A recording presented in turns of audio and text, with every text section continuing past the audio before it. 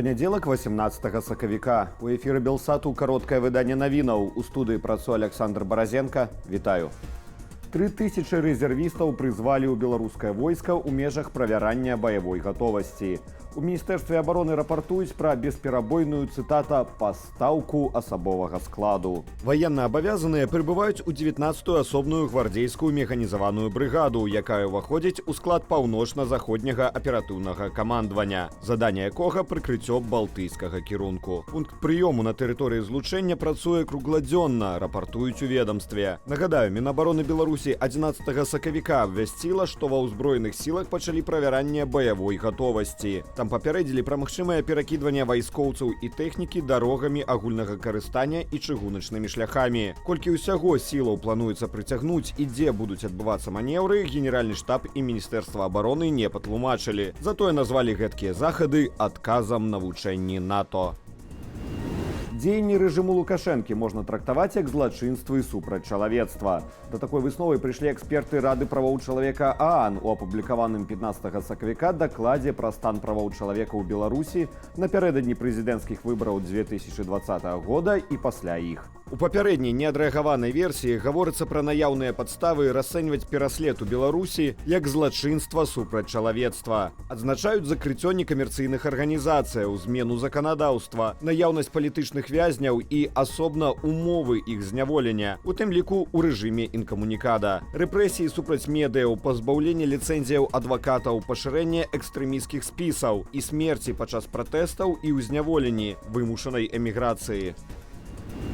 Сігнал апавяшчэння пра радыяцыйную небяспеку сёння гучаў па ўсёй тэрыторыі Літвы. У краіне праходзяць вучэнні на выпадак аварыі на беларускай АЭС. Гукі сірэны пачалі гучаць о 10 гадзіне мясцовага часу. У вучэннях бяруць удзел усе муніцыпалітэты краіны, Нацыянальны цэнтр крызіснага кіравання, Камісія нацыянальнай бяспекі ды іншыя дзяржаўныя органы і арганізацыі. Плануецца адпрацаваць эвакуацыю насельніцтва, будзе створана зона неадкладных ахоўных захадаў. Арганізуюць ахову дзяржаўных аб'ектаў. Першы вырак нябожчыку вынеслі ў Беларусі.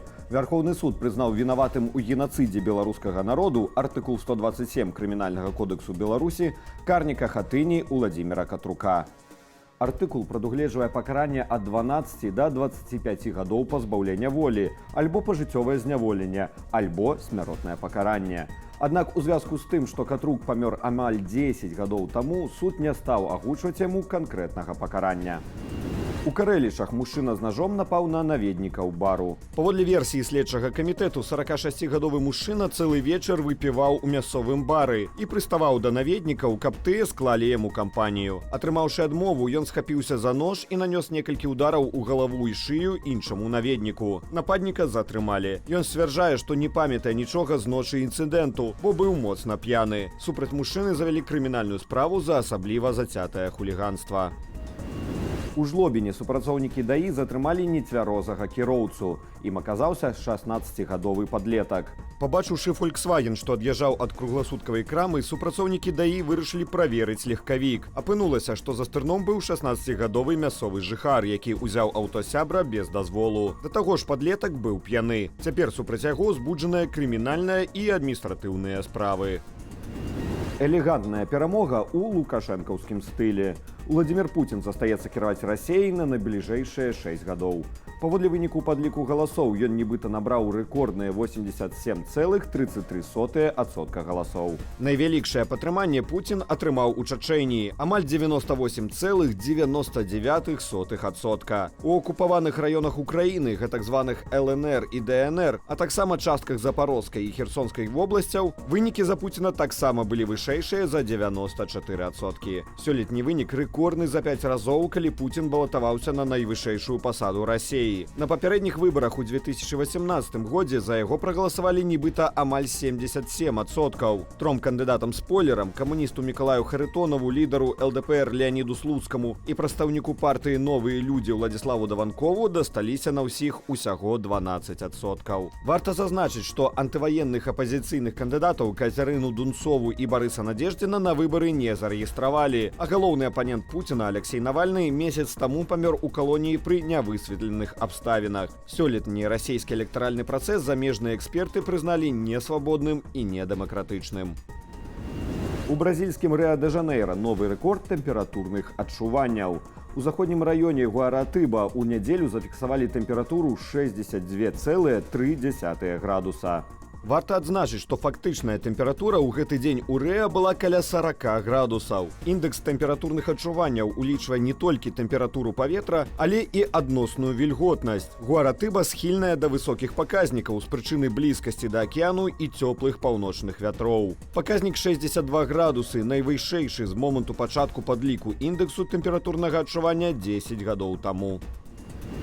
Пра тое, як расійскія дыпламаты пачалі паляваць на музыкаў гурта Би-2, з кім з расійскіх творцаў перасталі мець дачыненне і колькі каштуе магчымасць адкрыта казаць пра сваю антываенную пазіцыю. Ягор Бортнік, больш вядомы як Лёва Би-2, апавёў у эксклюзіўным інтэрв'ю нашаму тэлеканалу. Самое главное для нас было это то, чтобы эту историю не позиционировать как проблему с группой Би-2, а просто рассказать о факте, который вопиющим происходит. То, что силовые ведомства Таиланда находятся под коррупционным или под каким-то еще каблуком администрации президента России, то есть Путина. Поўная версія размовы ў хуткім часе на нашым YouTube-канале Белсат Ньюс. Больш падрабязная інфармацыйная карціна дня з каментарамі і аналітыкаю, як заўсёды ў вечаровым эфіры аб'ектыву і студыі Белсат. Калі вы глядзіце нас у Ютубе, заклікаю ставіць упадабанні, каментаваць і дзяліцца нашым выданнем, каб яго пабачылі як мага болей гледачоў. Але не забывайцеся на ўласную бяспеку. Беражыце сябе і заставайцеся з Белсатам.